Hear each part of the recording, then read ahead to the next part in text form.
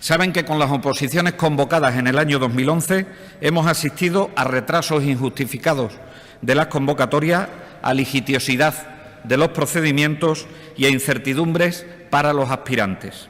Esto es algo que ni el SES ni las organizaciones sindicales que están representadas en la Mesa Sectorial de Sanidad queríamos que se repitiera. Además de los clásicos principios de igualdad, mérito y capacidad que deben regir todo proceso selectivo en la función pública, es necesario velar por la calidad, por la transparencia y por la agilidad.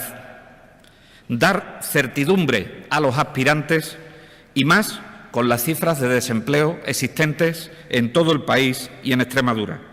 Hoy el SES, junto a todas las organizaciones sindicales de la mesa sectorial, han firmado un pacto que proporcionará calidad, que proporcionará agilidad, que proporcionará seguridad y que proporcionará certidumbre a los aspirantes. Esto es lo más importante.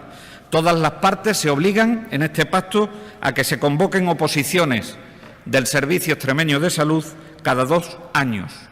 Y en el año en el que no haya oposiciones se convocará un concurso de traslado.